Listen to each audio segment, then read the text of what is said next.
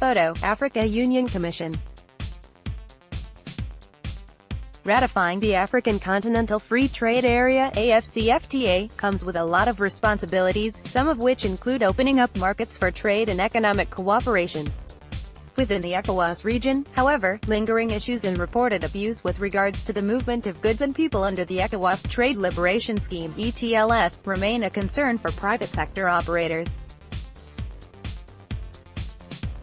FEMI ADEKOYA writes on how non-tariff barriers are being used by neighbors to restrict integration. Advocates of AfCFTA believe that the trade deal will help to address Africa's economic challenges and allow for the greater, prosperous flow of trade within the continent. Despite the opportunities, gaps currently remain in the modalities for trade in goods in the AfCFTA, solidarity across the continent's diverse countries, large membership to break the curse of small markets, and deep integration to reap all the benefits of close economic cooperation. Beyond language, currency and culture, economic policies of some ECOWAS member states pose some challenges to economic integration in the region. In 2015, 3 regional economic communities, RECs, the Common Market for Eastern and Southern Africa, COMESA, East African Community, EAC, and Southern African Development Community, SADC, reached an agreement to expedite the process towards the operationalization of a tripartite free trade area in preparation for the AfCFTA by finalizing outstanding issues. But the ECOWAS region was yet to decide on the AfCFTA, as the region continued to deal with other trade issues. Since the signing of the agreement establishing the AfCFTA on March 21, 2018, in Kigali, Rwanda, by 44 member states of the African Union, one of the key steps beyond the ratification of the agreement is to prepare and submit tariff offers, under the modalities on goods, that will determine the liberalization efforts to be undertaken among the states that are parties to the agreement. In the modalities for the liberalization of trade in goods that were adopted during the negotiation process, African Union member states agreed to remove at least 90% of tariffs on goods imported from other states parties. It remains unclear, however, whether the 90% of tariffs refers to 90% of total tariff lines only or a combination of a minimum of 90% of total tariff lines and not less than 90% of total value of imports, also known as double qualification.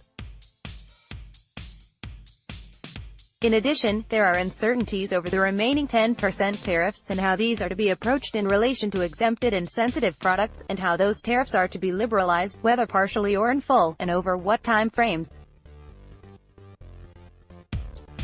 While these issues linger with a number of ratifications needed for the deal to take off yet to be reached, there are concerns in the ECOWAS region of the use of high capital requirements, trade restriction policies, non-citizen identity cards among other measures, to edge out neighbors that are believed to take over markets with their investments.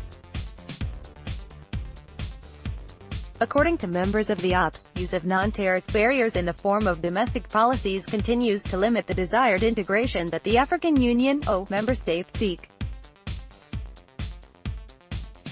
Citing the ongoing challenges Nigerian traders experience in Ghana, the stakeholders noted that if the concerns are not addressed, the continent will be paying lip service to the ideals of continental trade and may have to contend with global forces.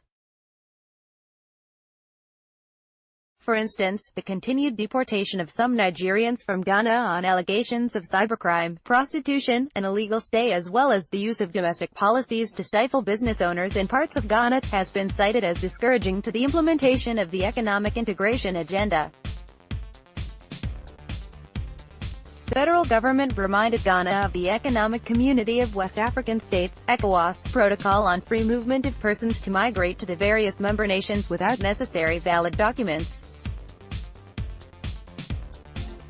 To such end, the Nigerian High Commissioner to Ghana, Michael Adekoya, had since submitted an official protest of the Nigerian government over what he described as inhuman treatment of Nigerians by the Ghana Immigration Service. Similarly, the federal government noted that it would begin the enforcement of available immigration laws that allow only foreigners with the requisite residency and work permits to live and work in the country. The Minister of Power, Works and Housing, Babatunde Fashola, said the government is currently undertaking the audit of foreigners working at various work sites and businesses across the country to determine the population of foreigners working in Nigeria without a valid work permit. Every foreigner who has the work permit to come to Nigeria legally is welcome. But if you don't have the relevant papers, we will take you out. It is the right of every country to exercise by determining who comes or stays to work in its country. But we, Nigeria, have not been exercising such rights all these years. We are going to begin to enforce it now, Fashola added. The president of the Lagos Chamber of Commerce and Industry, LCCI, Babatunde Ruwaze, at a recent forum told The Guardian that the ECOWAS region offers potential market of 386 million people and such opportunity may not be realized without full market integration. He noted that the use of domestic policies that negate the spirit of economic integration in the sub-region limit bilateral ties among member countries. There are numerous institutional and infrastructure problems militating against the lofty objectives of ECOWAS. We, therefore, need to tackle the current frustrating barriers to trade in the sub-region. The trade treaties are not being fully implemented. Compliance levels are very low and commitment to the trade protocols is very weak. After 43 years of ECOWAS, we are still grappling with numerous tariff and non-tariff barriers to trade, he added. On his part, the president of Nigeria Union of Traders Association, Ghana, NUTAG, Chukwuemeka Naji, stated that despite the provisions of ECOWAS protocols, Ghana's use of its GIPC Act 865, Section 27(1)(a) of 2013, flouts the provisions on rules of engagement. He noted that while Ghana continues to enjoy the privileges conferred on ECOWAS citizens in the region, the government and its people continue to prohibit other citizens from doing same in Ghana. Despite the discussions between Nigerian and Ghanaian governments at the United Nations General Assembly in New York, the ordeal of Nigerian traders in Ghana escalated as the Ghana Union Traders Association took a different turn by attacking businesses in the Ashanti region. Getting a residence permit is more difficult than getting a USA green card. The conditions are enormous. Already, we are advising Nigerian traders to leave Ghana until the challenges are addressed, especially as Ghana immigration services are equally cracking down on foreigners, particularly Nigerians, he added. A representative of Ghana High Commission, Sintambarima Isari, appealed for common understanding among operators, adding that his country remains committed to the ECOWAS Treaty. Noting that the Ghanaian government seeks to protect its petty traders from undue competition, Asari said the GIPC law is for medium and large enterprises and not for micro-businesses.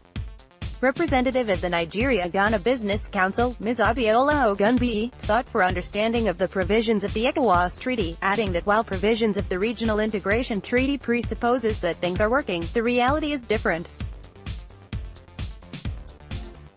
Although negotiations on technicalities are still besieging Phase 1 of the AfCFTA, including agreement on a common set of rules of origin, a dispute settlement mechanism and trade remedies, there are concerns that these technicalities may linger till Phase 2 negotiations of the deal. Similarly, trust among neighbors remains difficult to build, with everyone seeking to protect their markets by limiting areas of liberalization to satisfy political objectives, therefore impeding deep integration.